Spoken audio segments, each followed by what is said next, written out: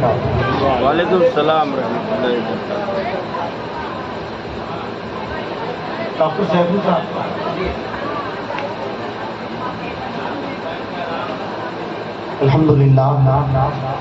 الحمدللہ رب العالمین والعاقبۃ للمتقین والصلاة والسلام علی سید المرسلین وعلی آلہ واصحابہ اجمعین، اما بعد، اعوذ باللہ من الشیطان الرجیم، بسم اللہ الرحمن الرحیم۔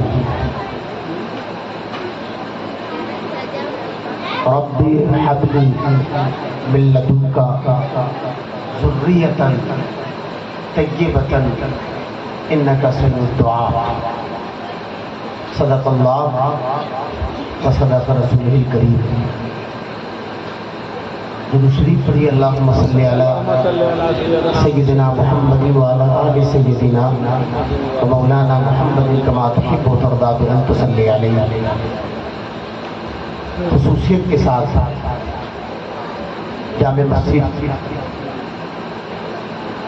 کے امام و خطیب حضرت مولانا حافظ القاری امتیاز صاحب یحییٰ کا بے پناہ مشکور ہوں کہ انہوں نے اپنا قیمتی وقت ہمارے حوالے کر دیا۔ بحیثیت امام عوام ان کو سننا چاہتی ہے، اور بحیثیت سامع میں بھی ان کو سننا چاہتا ہوں، مگر انہوں نے عظیمت کا راستہ اختیار کیا اور پرعزم ہو کر اپنے وقت کی قربانی پیش کی۔ اللہ تعالیٰ ان کو ان کا اچھا اجر عطا فرمائے، آمین۔ حضرت مولانا فرحان صاحب ثقافی ناظم و محتمم مدرسہ فیضان غوث کو بھی آپ نے سماعت کیا۔ آپ کی مدلل تقریر اہل بیت پر ہوئی، قطعاً آپ سے کوئی متنفر نہیں ہے، اور اس طرح کے معاملات تو ہوتے آئے ہیں، اچھوں پر شک کیا جاتا ہے، اپنوں کو ستانے کا معاملہ ہوتا رہا ہے۔ آپ عقیدے کے تحت اہل سنت والجماعت اور اہل بیت کے بہترین سپاہی ہیں۔ اللہ کرے کہ ان کی عمر میں اللہ مزید برکتیں عطا فرمائے۔ آمین۔ جناب مختار وارثی صاحب، جناب دستگیر فیضی صاحب، حضرت رضوان اکبری صاحب، ان تمام صاحبان میں بشمول معزن صاحب نے جو پڑھا ہے وہ بہرحال لاجواب ہے، اور انداز بھی لاجواب ہے۔ اچھا، آپ سن بھی رہے تھے لاجواب سے، ہم بھی لاجواب۔ افتخار بھائی تم سب سے پیچھے بیٹھے، میری آنے سے پہلے ان سے بات ہوئی تھی، ان پر انہوں نے کیا کہا تھا میں مائک پر نہیں کہوں گا، مگر ان کا کہنا بالکل درست تھا۔ بہرحال میلاد شریف ہے، ہم لوگ کو اختصار کرنا ہی چاہیے۔ میں بھی چونکہ 10:30 ہو چکا ہے، 10:26، 10 سے 15 منٹ میں انشاءاللہ تعالیٰ ایک دم سمیٹ دیں گے،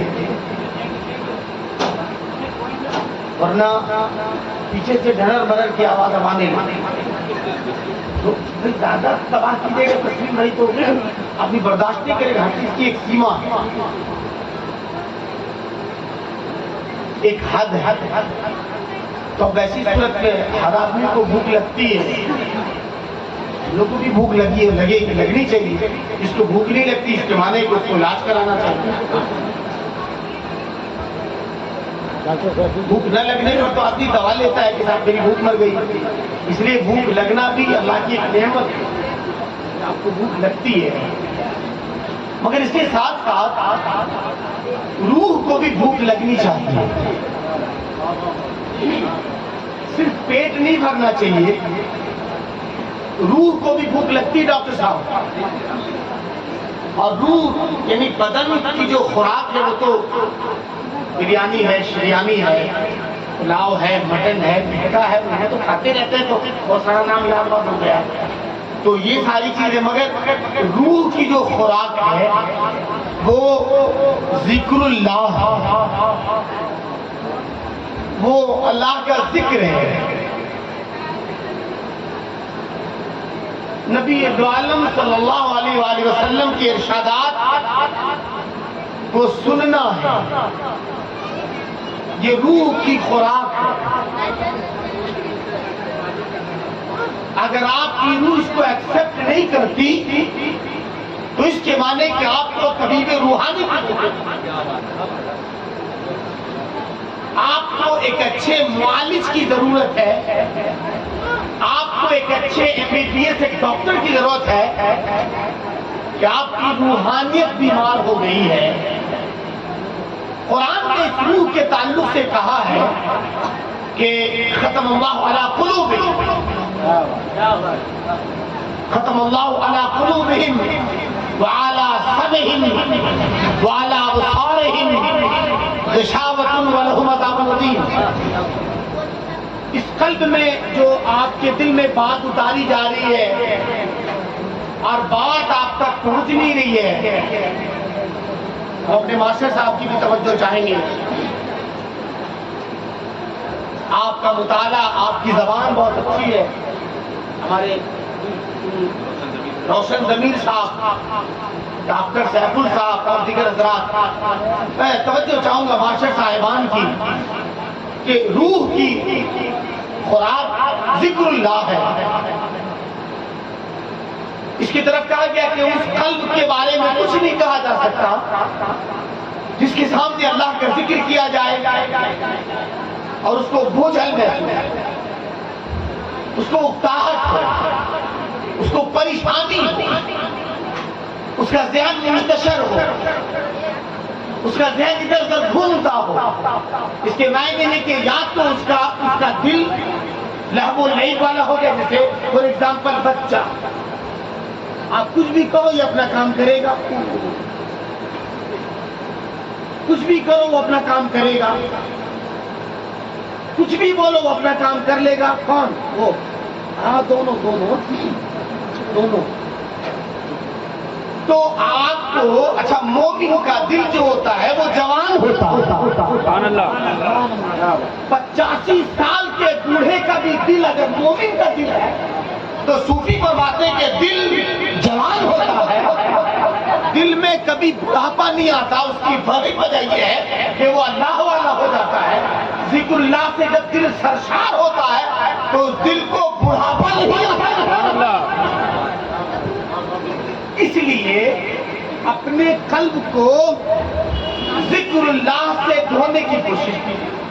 یہاں آنے کے بعد یہاں بریانی کی بھی خوشبو ہے, ہم یہ کہیں کہ خوشبو نہیں آ رہی تو شمیم بھائی نے جو اتنا بڑھیا انتظام کیا, بیچارے باورچی صاحب نے محنت کی, فالتو مولانا ہے کہ بھائی بریانی کی خوشبو والی بات نہیں کر رہا. نہیں, خوشبو آ رہی, مگر اس کی خوشبو کے ساتھ ساتھ آپ کو ایمان کی خوشبو بھی میسر ہونی چاہیے.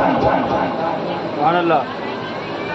آپ کی ناک میں ایمان کی, ایقان کی, عقیدے کی, حلاوت کی بھی خوشبو جانی چاہیے. اس کے لیے آپ کو کپال بھارتی کی ضرورت نہیں ہے.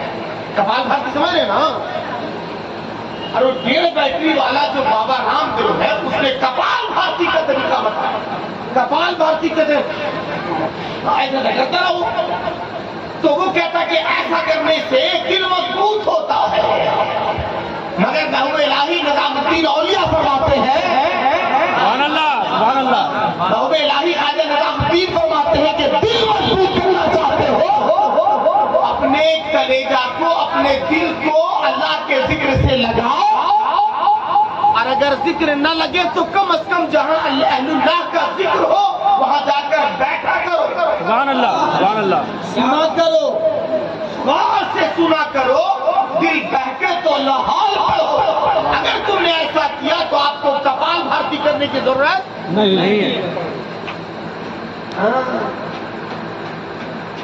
ڈیڑھ بیٹری والے نے ہمارا نام نہیں لینا. ڈیڑھ بیٹری والے نے کہا کہ ایسے ایسے انگلی رگڑیے گا تو آپ کے آنکھ کی روشنی بڑھتی ہے. اگر یہی ہوتا تو اس کی آنکھ کی روشنی ٹھیک ٹھاک رہنی چاہیے. چپا ہوا کاہے گا؟ ارے بریک پہ کاہے ہے؟ دونوں ہیڈ لائٹ ٹھیک ٹھاک رہنا چاہیے تھا. ایک ہیڈ لائٹ ڈیم ہے, ایک پاور پاتا ہے. کیوں ہے حضرت سرکار نظام الدین اولیاء رحمۃ اللہ علیہ سے کسی نے پوچھا کہ حضور آنکھ کی روشنی بڑھانے کا طریقہ کیا ہے؟ سبحان اللہ.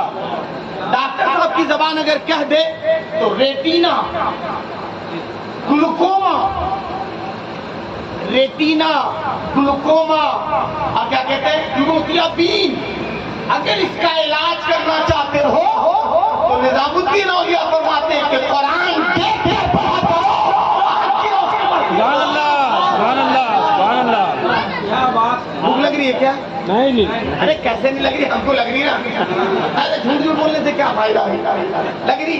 افتخار بھائی سے ہم سوچ رہے کہ نہیں ہم ایک دم میں نے جو وقت دیا انشاءاللہ تعالیٰ 10 منٹ. ابھی کتنا منٹ ہوا ہے؟ 2 منٹ.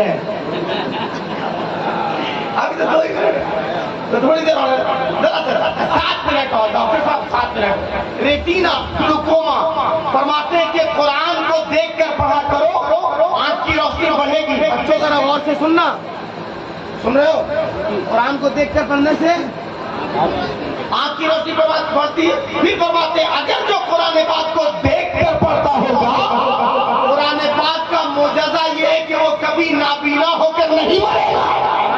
سبحان اللہ, سبحان اللہ. کیا بات ہے. سبحان اللہ. یاد رکھنا, اگر کوئی قرآن پاک کو دیکھ کر تلاوت کرتا ہے تو نابینا ہو کر نہیں مرے گا. اگر چاہتے ہو آپ ہتھیارے ہو تو قرآن پاک کو پڑھو. ذکر اللہ کیا. آج جو میں نے ٹاپک اٹھایا تھا تسلیم بھائی, ہم اکثر جب بھی یہاں آتے ہیں تو ماں باپ پر تقریر کرتے ہیں. کئی بار ایسا ہوا کہ میں بھی بھاؤک ہوا, رویا, آپ بھی روئے. اور بات ایک ایسا موضوع ہے, مگر آج بچوں پر جو ماں باپ کے حقوق ہیں اس کو بیان کیا گیا. آج ماں باپ پر جو بچوں کا حقوق ہے, بچوں پر ماں باپ کے حقوق بیان کیے جاتے ہیں, مگر آج ماں باپ پر بچوں کا بھی حق ہے. اور وہ حق صرف RAT, RAT, CAT کو نہیں پتا بھائی. RAT, RAT, CAT, CAT, DOG, dog صرف کتا, بلی, چوہا تک نہیں ہے. بسنماری کتا, بلی, چوہا تک نہیں ہے. اگر آپ نے بچوں کو بااخلاق اور تربیت یافتہ نہیں بنایا تو یہی بچے قیامت میں آپ کے لیے عذاب کا موجب ہو سکتا. حضرت اللہ موجود ہے, اپنے امام صاحب یہاں پر موجود ہے. تمام ہمارے سامعین اور اسٹیج پر اسٹیج صاحب مطالعہ ہے. آپ بھی ماشاءاللہ پڑھے لکھے لوگ ہیں, علماء سے پوچھے آپ کو اندازہ ہو جائے گا. آج 5 سے 7 منٹ تک ہم گارجین سے بات کرنا چاہتے ہیں. بچوں کے تعلق سے گارجین کے. شمیم بھائی کی والدہ بھی غالباً انتقال کر گئی, اب شمیم بھائی کے والد کا بھی انتقال ہو گیا ہے نا. بھائی صاحب انہوں نے اپنے ماں باپ کے لیے سال ثواب کیا, روپے خرچ کیا, میلاد شریف کروائی, لوگوں کو بلوایا, دسترخوان بچھایا اور آپ کا ہاتھ دھلوایا. صحیح ہے. اگر تربیت اچھی نہیں ہوتی تو یہ سارے معاملات نہیں ہوتے.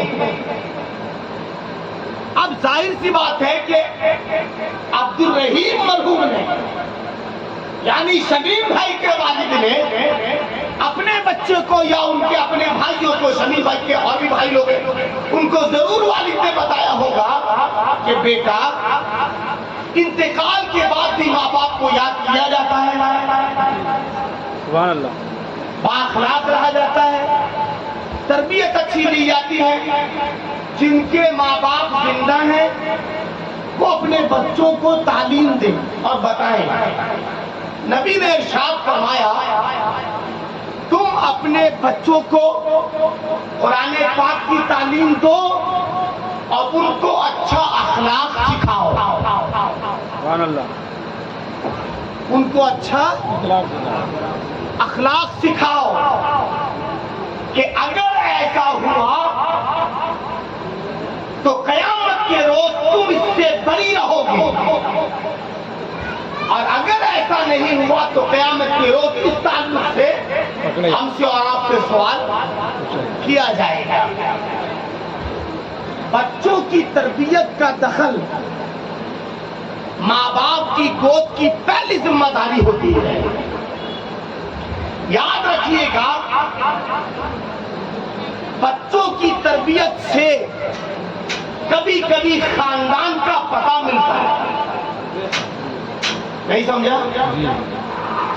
بچوں کی تربیت سے ڈاکٹر صاحب خاندان کا پتہ ہوتا ہے، خاندان کا بہت بڑی بات دونوں میں۔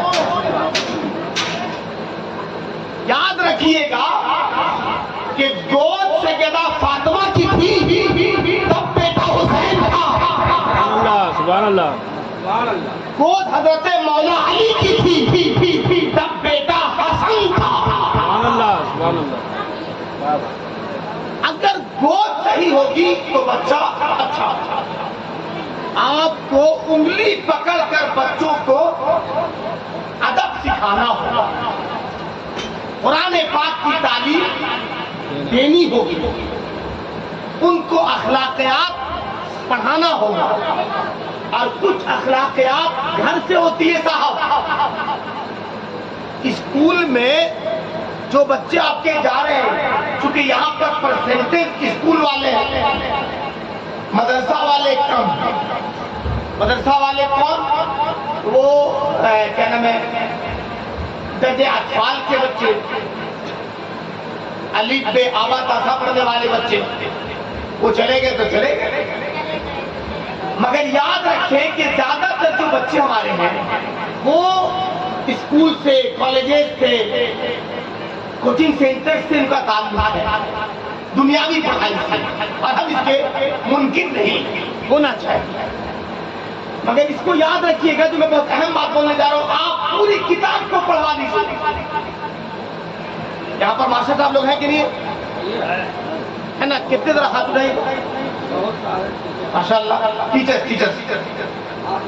ہاں ماشاء اللہ۔ شاید اگر میرے دانش میں ہے نا، وہ بھی ٹیچر ہے، بچہ ہے، نہیں وہ ٹیچر ہے، تو ہم کو جو پڑھاوے نہیں بیٹھتے ٹیچر ہیں، نہیں ہاں بسم اللہ، سب ٹیچر سب۔ اگر کوئی سرکاری اسکول کا ٹیچر نہیں ہے تو اپنے بچے کا تو ٹیچر ہونا ہی چاہیے۔ سبحان اللہ، آپ بھی اپنے بچوں کا ٹیچر ہے۔ اب میں بتاؤں آپ کو، جو اگر میرے علم میں کمی ہے تو آپ بتا دینا کہ آپ کے کلاسز میں جو بچوں کو پڑھایا جاتا ہے، 1 کلاس 2 کلاس 3 کلاس 4 کلاس 5 7 8 9 10 11 12 تک کی بات کروں گا میں۔ رضوان افضلی صاحب بھی ٹیچر ہیں، میں اور آپ حضرات سے بھی میں دنیا پڑھائی کے تعلق سے بات کرنا چاہوں گا۔ کیا آپ کے کلاسز میں تمام کتابوں کے ساتھ ساتھ جہاں انگلش، ہندی، میتھمیٹکس، جغرافی، سائنس پڑھائی جاتی ہے، کیا کوئی ایک کتاب ادب پر بھی پڑھائی جاتی ہے؟ مجھ کو نہیں معلوم، ہم لوگ کو نہیں معلوم، مجھے نہیں معلوم، میں اس معاملے میں ناغلط ہوں، اگر ہے تو بتا دو بھائی۔